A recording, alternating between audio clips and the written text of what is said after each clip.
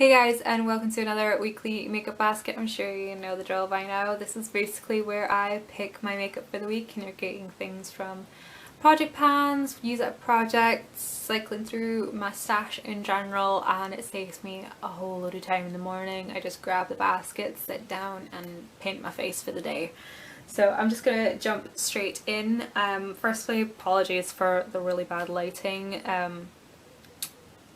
There is a really bad storm going on outside and it has been raining constantly for like 3 hours. So yeah. So I'm just gonna get started.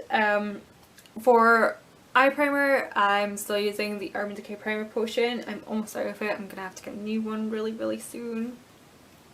For an eye base, I'm just gonna be focusing on the On and On Bronze from Maybelline. I don't know if you can tell, I have made a huge dent, particularly in this edge right over here. So I'm thinking I might be able to clear a good bit of that out this week. For eyeshadow, I can't currently find the vintage lace that I was using in my project pan. I can't find it anywhere. So I pulled out a NYX shadow. It's one of their matte shades, and this is in Kiss the Day.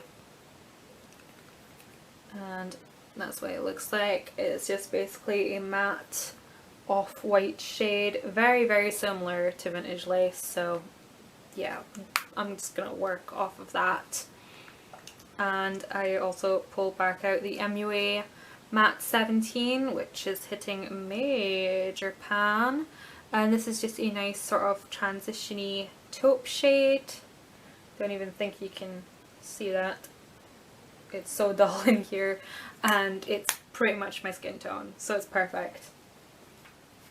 For other eyeshadows, of course, I'm going to be focusing on the Naked palette because I'm planning on hitting pan on five of these eyeshadows by the 20th of September. So I'm focusing mainly on this end of the palette because that's where my most progress is. I've also started using Virgin as an inner corner highlight. I haven't used an inner corner highlight in ages, and I've forgotten how much better it makes your overall eye look when you put in an inner corner highlight. I missed it so much, so I'm glad I've started doing that again.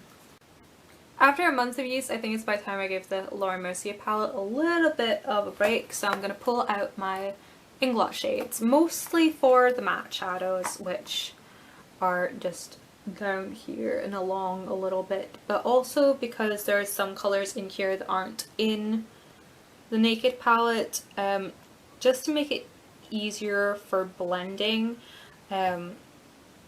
Like there's nice colours in here that I can mix with Half Baked, there's colours that would make it easier for me to use things like Dark Horse to make the blending a little bit easier.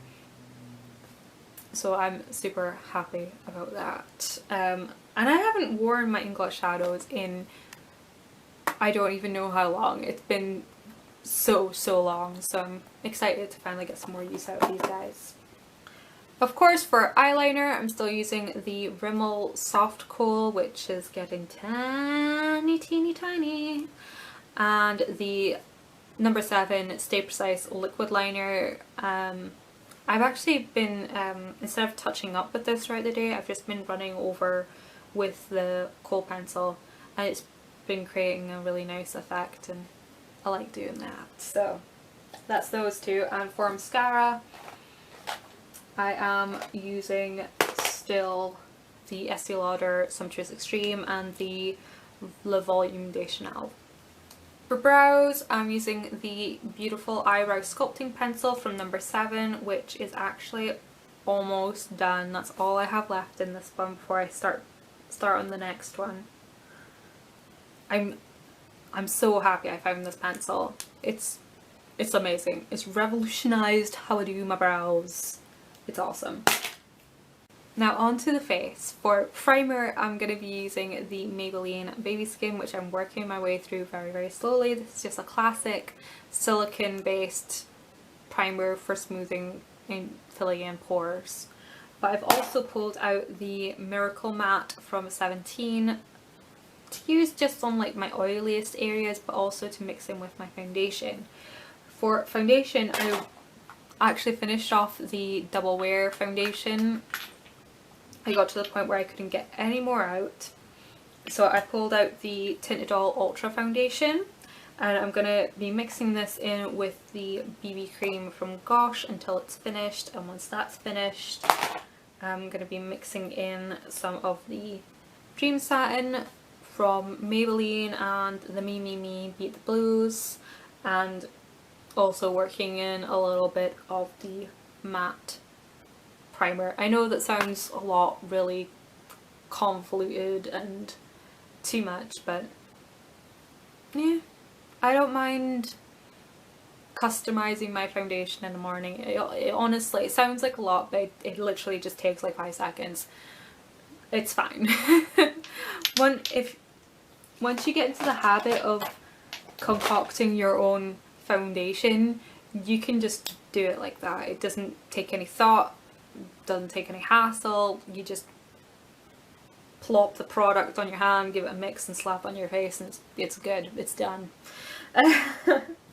For concealer, I'm still using the L'Oreal Touche Magique and the Revlon Colorstay, and I've actually gotten into the habit now of applying the Touche Magique with a brush for some, I don't know what convinced me one day. I just picked up the brush and started applying it with this, and that's what I've been doing ever since. So still working my way through these guys.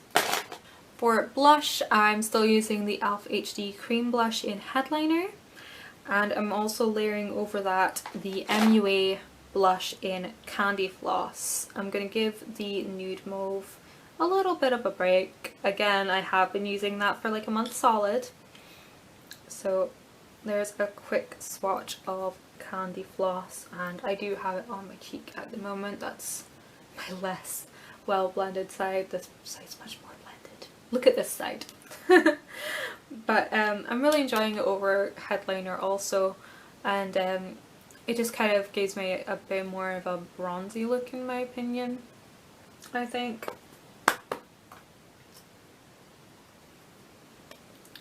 For highlight, I'm carrying on with the Sleek Contour Kit in Light. This thing is getting a massive dip in it.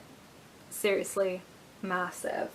And for bronzer, I'm going to be using a cream bronzer. This is from 17. It's the Instant Wow cream, no, Instant Glow cream bronzer. I'll just do a quick swatch of that. And that's what it looks like.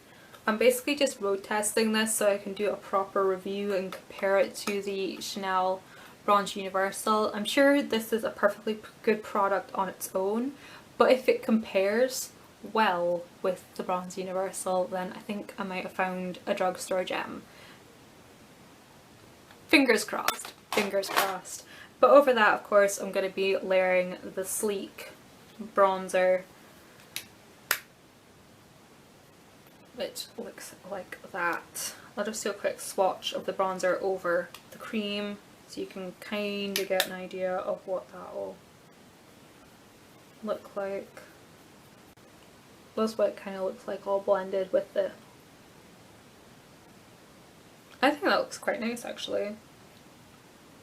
I mean, it doesn't look all that great on my hand, but on my face I think it's going to look good. And lastly, of course, are the lip products. And I'm kind of broadening the colour spectrum this week. I'm starting out with the NYX Natural, not NYX Natural, e.l.f. Natural matte lip colour. It just looks like this. It's a really nice base for a lot of lip colours. For actual lipstick, I'm working on the Mystic Mauve from Maybelline, which is just there. It's actually incredibly similar to Natural, it's just a little bit more purple based. I pulled out 3 of my Revlon lip butters to try and get more use out of them. This is Pink Truffle. And then we have a Red Velvet, which is a beautiful glossy red. And then we have a Raspberry Pie, which I actually haven't gotten all that much use out of since starting this project. So I'm going to try and focus on Raspberry Pi as much as I can. And my lip gloss is the Chanel Petit Pêche, which I'm going to try my darndest to finish up this week. I might have to pull the stopper out so I can get the rest of the product, but I'm going to try my hardest to get this finished this week. It's been on the brink of being finished for just so long. It's getting a little bit frustrating. I mean, if I used it more consistently, then, you know, it would be done by now, but, you know, I only have myself to blame. I forgot to mention the powder that I would be using, and that is, of course, the One Heck of a Blot from Soap & Glory. I absolutely freaking adore this powder. I've come to freaking love this stuff. And last thing I wanted to mention was my facial spray. I've gotten into the habit now of spraying my face after I've applied all my makeup and before I do my mascara, because this makes my mascara run.